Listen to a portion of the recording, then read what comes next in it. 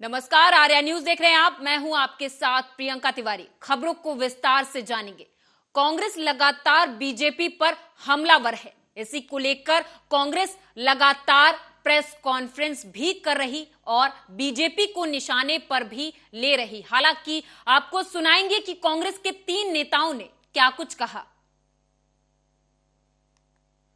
साल में 5 बार एक रिकॉर्ड बनाया है। एक साल में 5 बार दूध के दाम बढ़ते हैं। आपने ये रिकॉर्ड, मैंने तो नहीं देखा था। और न्यू ईयर से पहले हम एक दूसरे को गिफ्ट देते हैं ना, मोदी जी का आज एक गिफ्ट हम सबको मिला है। 2 रुपए पर litre the milk prices had gone up. 2 रुपए प्रति लीटर से दूध के दाम 5 से बढ़ गए। मोदी जी का ये अंतिम गिफ्ट है इस साल का। इन्फ्लेशन लगातार 6% से ज्यादा रहा। जो मौजूदा वित्तीय वर्ष है उसमें 6.7% इन्फ्लेशन रहने का पूर्वानुमान रिजर्व बैंक ऑफ इंडिया कर रहा है। और मोदी जी कह रहे हैं ये वंडरफुल साल। नवा और अंतिम झूठ आपके सामने बता रहे हैं, और ये कुछ ही दिन पहले हुआ।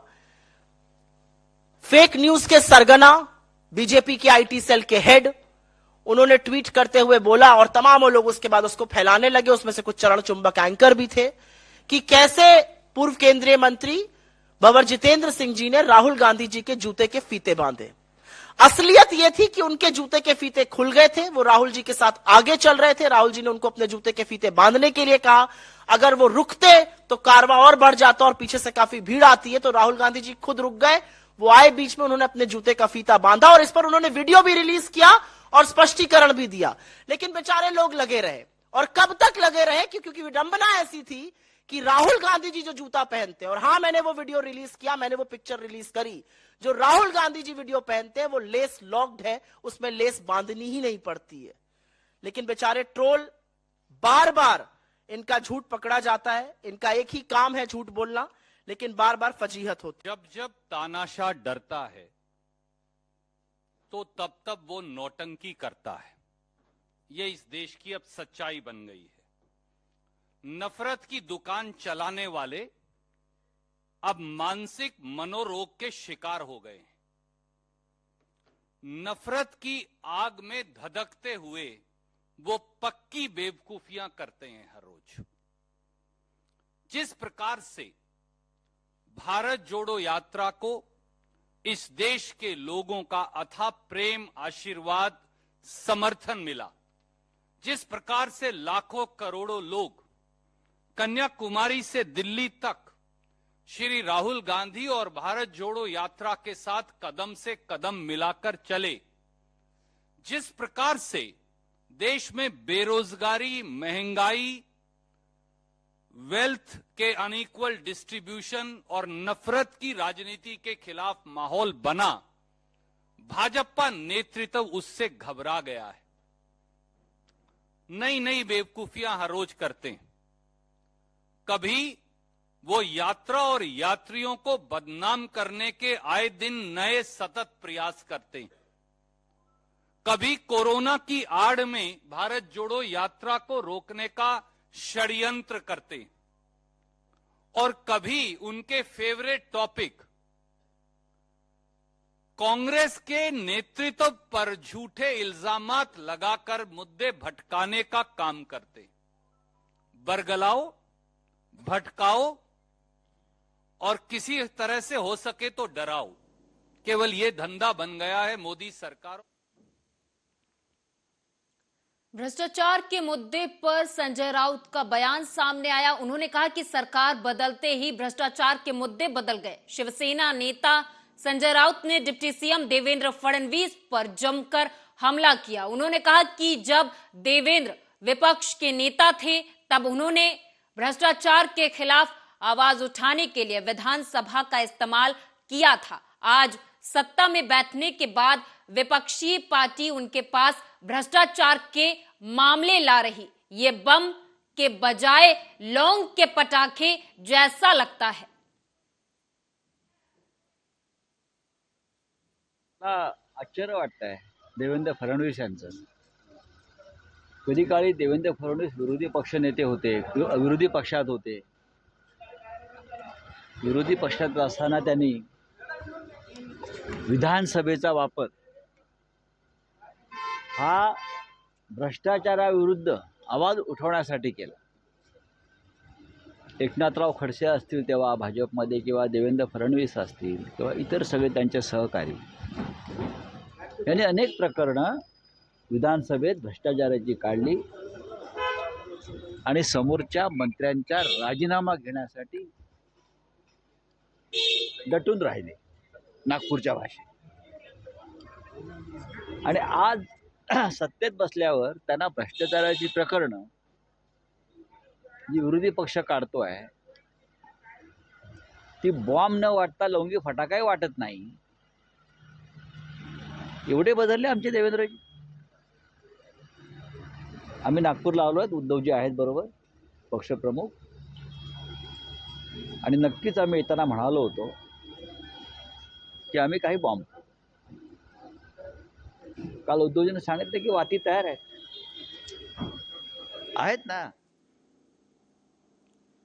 टीवी एक्ट्रेस तुनिशा शर्मा ने 20 साल की उम्र में सुसाइड कर लिया। उन्होंने शनिवार को अलीबाबा दास्तानी काबुल शो की शूटिंग के दौरान फांसी लगाकर आत्महत्या कर ली। कल तुनिशा शर्मा का अंतिम संस्कार कर दिया गया। कल वो पंच तत्व में विलीन हो गई। जानकारी के अनुसार तुनिशा डिप्रेशन में थी, जिसकी वजह से वो दवाइयां भी खा रही थी। एक्टर विनीत रैना ने तुनिशा के डिप्रेशन और शो के लीड एक्टर शीजान मोहम्मद खान को लेकर बात कही है, आपको सुनाएंगे।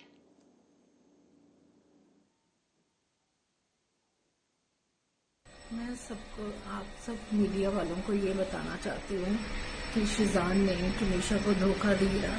उसके साथ पहले रिलेशनशिप बनाया, शादी का वादा करके फिर उसने तुनिशा से ब्रेकअप किया और उसका पहले किसी लड़की के साथ इन्वॉल्वमेंट थी। उसके बावजूद भी तुनिशा को उसने इन्वॉल्व रखा अपने साथ। 3-4 महीने उसको यूज किया। बस मैं इतना कहना चाह रही हूँ कि इसको सजा मिलनी चाहिए, शीजान को नहीं छोड़ना। मेरा बच्चा गया है बस, बाकी मीडिया बहुत कोऑपरेट कर रही है। मैं तहे दिल से शुक्रिया कर speak to everybody so respectfully. इधर से उधर कूदती रहेगी, भागती रहेगी, so full of energy she was, क्योंकि she was just 19 years old और अभी उसका 4th को उसका बर्थडे था, 4th of January, and she would have turned 20. But very unfortunate. इतना अच्छा करियर, इतनी अच्छी लाइफ और आगे की इतनी लंबी, इतनी अच्छी जिंदगी, और जब ऐसा आपको पता चलता है किसी एक्टर के बारे में जिसकी इतनी अच्छी प्रॉमिसिंग आगे जिंदगी होने वाली है, जिसका आपको प्रोफेशन इतना फ्लोरिशिंग प्रोफेशन आपको नजर आ रहा हो।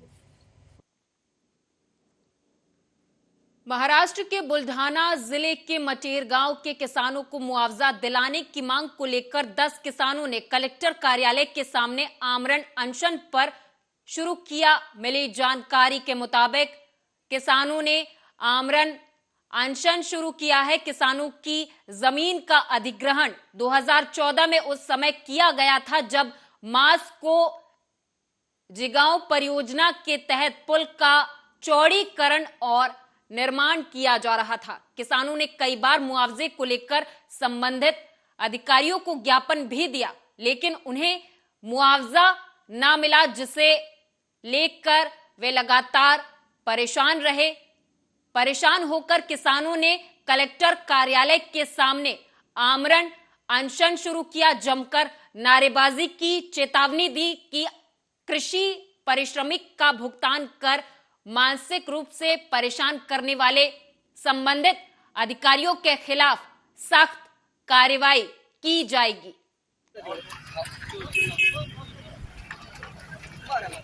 माझं नाव पंकज मिर्वे, मी राहणार पास्तर, तालुका शेगाव, जिल्हा बुलढाणा, इथून रहिवासी असून माझ्यासोबत सर्व शेतकरी आहे। यांना उपोषणाला बसण्याचं कारण एकच की खामगाव बेंडोर रोडमध्ये मसनदी पुलावर रोडचं उंचीकरण व रुंदीकरण यासाठी आमची जमीन गेलेली आहे। त्या जमीनकडे अद्यापही कुठलीही कारवाई झालेली नाही आहे। त्याच्यावर पिचिंग पण झालेली आहे, नाली पण झालेली नाही आहे। आमच्या शेतामध्ये पूर्ण भरती आहे, सर्व मान्य आहे सर्वांना, पण कुठलीही कारवाई करत नाही आहे। PWDशी वारंवार संवाद साधून मी कुठलाही रिस्पॉन्स मिळत नाही आहे। आणि 2 वेळा उपोषण केलं, पण त्याबद्दल बी काहीच नाही. उपोषणाबद्दल आम्हाला लेखी स्वरूपात. प्रतापगढ़ से खबर है, बता दें कि एक प्रेमी युगल का शव पेड़ की डाल से लटका मिला। दरअसल ये शव बाग में एक ही डाल से लटका हुआ पाया गया, तो वहीं जब स्थानीय लोगों ने सुबह बाग में शव देखा तो इलाके भर में हड़कंप मच गया, जिसकी वजह से भारी भीड़ जुट गई। बताया जाता है कि युवक प्रयागराज में पढ़ाई करता था, तो वहीं अब पुलिस इस पूरे मामले की तफ्तीश में जुट गई है। आज सुबह थाना जेठौरा पे सूचना प्राप्त हुई कि यहाँ बलापुर भीग गांव है, वहाँ 2 डेड बॉडी, एक लड़के की और एक लड़का है, दोनों बालिग हैं और उनका पेड़ से लटका हुआ शव है। इस सूचना पर मौके पर पुलिस बल आया, स्थानीय पुलिस बल और सभी लोग आए। छानबीन की गई है और जांच पड़ताल इसमें की जा रही है और दोनों शवों को पोस्टमार्टम के लिए भेजा गया है। डॉक्टरों के पैनल से पोस्टमार्टम कराया जा रहा है और उसमें मजिस्ट्रेट द्वारा पंचायतनामा भी भरा जाएगा। परिजनों की तरफ से जो आशंका व्यक्त की जा रही है, अगर वो कोई कांग्रेस के नेता कोई भी बयान दे, वो विवादों के घेरे में जरूर आता है। अब कांग्रेस नेता सलमान खुर्शीद ने राहुल गांधी की तुलना भगवान राम से कर दी, तो वो विवादों से कैसे बच जाए। कांग्रेस पार्टी के कार्यकर्ताओं को भरत कहा गया। अपने बयान में खुर्शीद ने कहा कि भगवान राम की खड़ाऊ बहुत दूर तक जाती है। कभी कभी जब राम जी नहीं पहुंच पाते तो भरत खड़ाऊ लेकर जगह जगह जाते हैं। ऐसे में हम यूपी में खड़ाऊ लेकर आए हैं। सुनाएंगे वो बयान। क्षमता सीमित होती है। हमें तो ऐसा लगता है कि राहुल गांधी की क्षमता सीमित नहीं है, थका दिया है, लेकिन हम कह भी नहीं सकते कि हम थक गए हैं।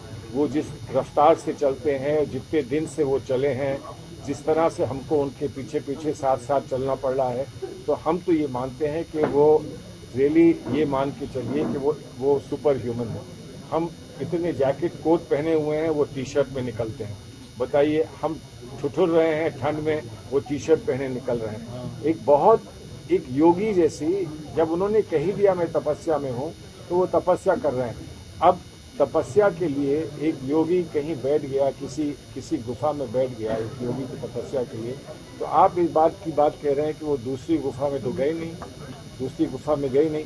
तो जब ये कार्यक्रम बना था तो ये तय हुआ था कि एक भैया एक सीधा मार्ग बनाओ कन्याकुमारी से कश्मीर तक। उसमें उत्तर प्रदेश, अनफॉर्चुनेटली उत्तर प्रदेश उसमें बाएं दाएं रह गया। तब बहुत लोगों ने, हमने जब रोना धोना किया कि नहीं उत्तर प्रदेश में आना है, उत्तर प्रदेश में आना है, तो उन्होंने समय निकालकर ये कहा कि 3-4 दिन में उत्तर प्रदेश में दूंगा। मैं दिल्ली आता हूँ, दिल्ली से निकलकर उत्तर प्रदेश से आ जाऊंगा, तब हरियाणा जाऊंगा। तो उत्तर प्रदेश की वजह से उन्होंने हरियाणा को 2 भाग में बांट दिया। हरियाणा जा चुके हैं, हरियाणा वो फिर जाएंगे, लेकिन सिर्फ उत्तर प्रदेश की वजह से उन्होंने इतना अपना कार्यक्रम बदला है और इसलिए हमको आभार प्रकट करना है। लेकिन आगे भी बड़े कार्यक्रम हैं। हमारी जो यात्राएं हुई हैं, 6 यात्राएं हुई हैं, उसका लक्ष्य यही था, एक तो हम तैयारी करें इनकी यात्रा की।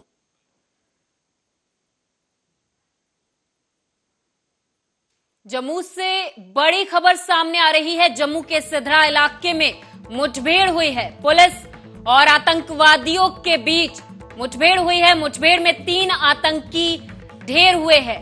बड़ी खबर जम्मू कश्मीर से, जहां पर पुलिस और आतंकवादियों के बीच मुठभेड़ हुई है। सुरक्षा बल लगातार तैनात है जम्मू कश्मीर में। जम्मू कश्मीर में पुलिस और सेना लगातार आतंकियों का सफाया करने के लिए अभियान चला रही है। इसी कड़ी में जम्मू पुलिस को आज सूचना मिली कि सिधरा इलाके में कुछ आतंकवादी मौजूद हैं। सूचना के बाद पुलिस ने ऑपरेशन शुरू किया। सूत्रों से पता चला कि 3 आतंकवादियों को ऑपरेशन में मार गिराया गया है। वहीं अभी भी मुठभेड़ लगातार जारी है।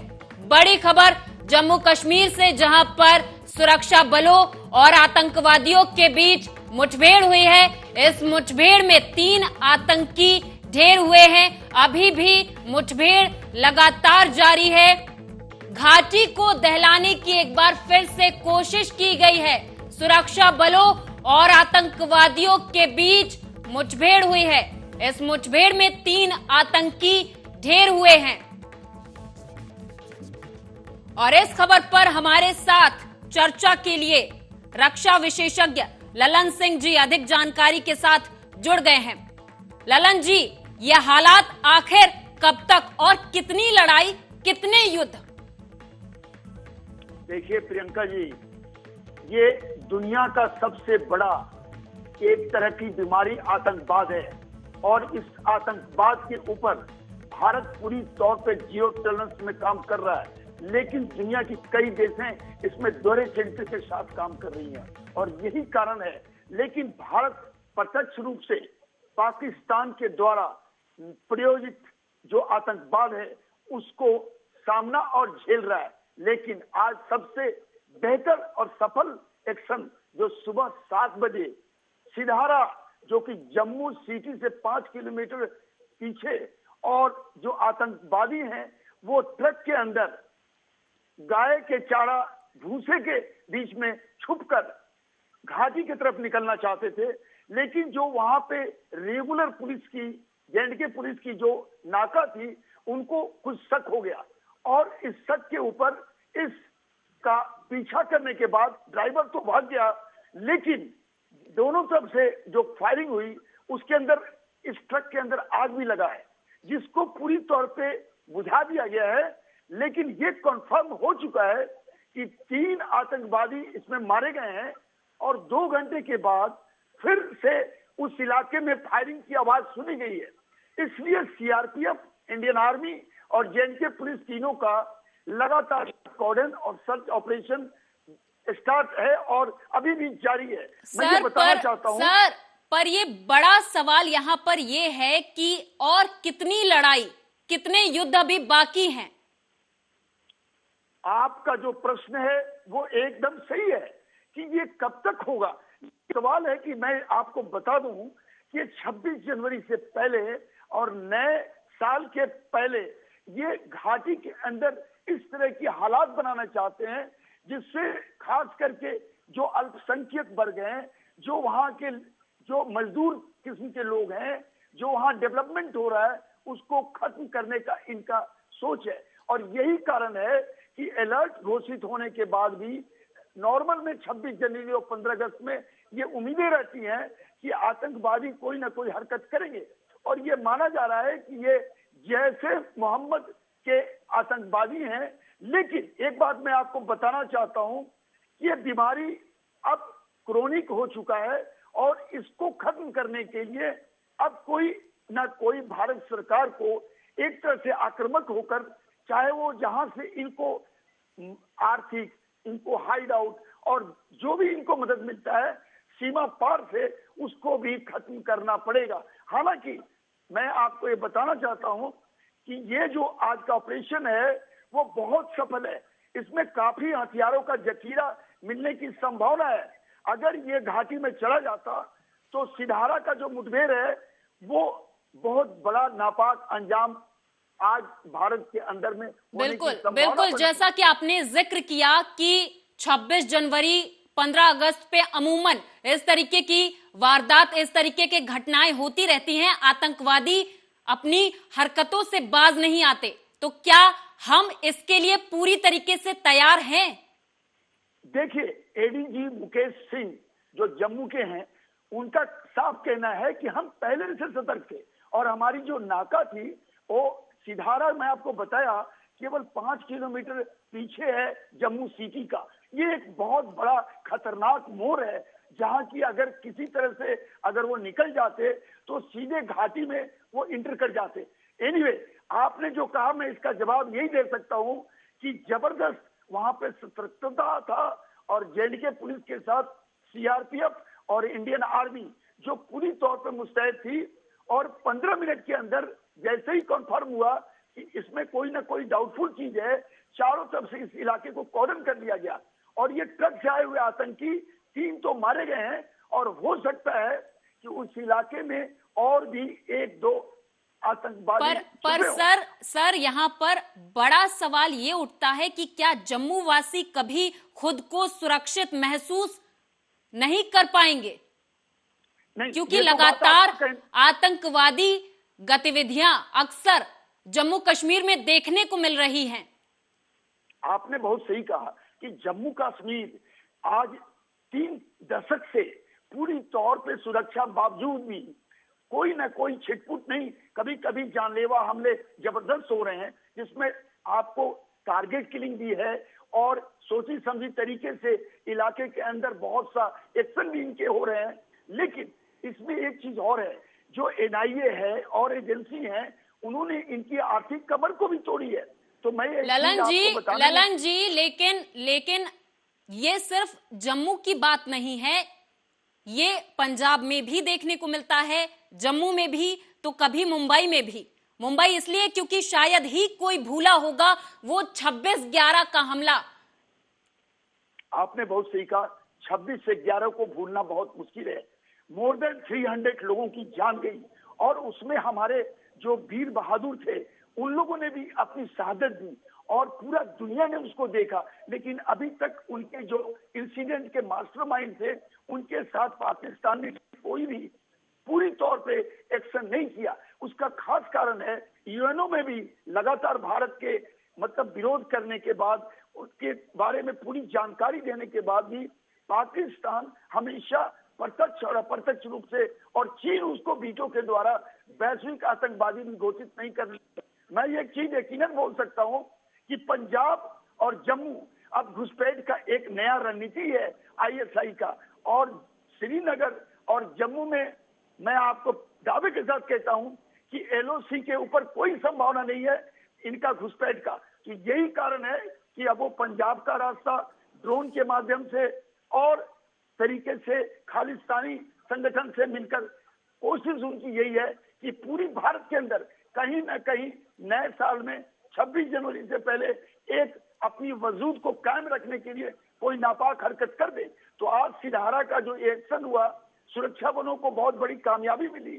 अभी हथियार कितने मिले ये कुछ घंटों के बाद कंफर्म होगा। बिल्कुल, लेकिन ललन जी, कभी पंजाब, कभी जम्मू, तो कभी मुंबई, आतंकवादियों का संबंध किससे है?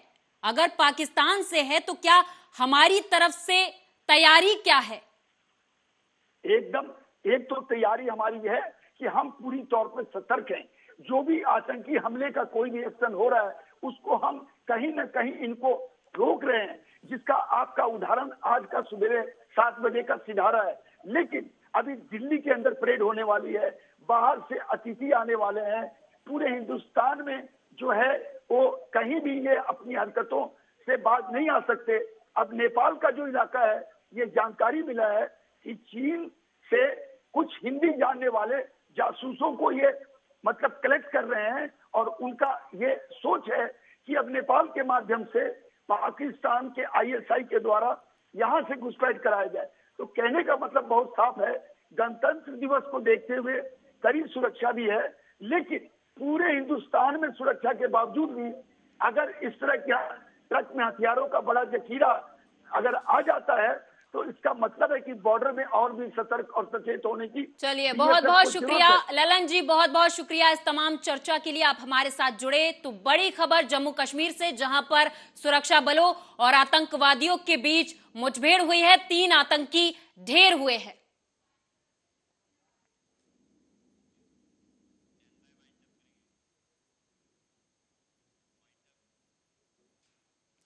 और इस बुलेटिन में मेरे साथ बस इतना ही। आप देखते रहें आर्या न्यूज।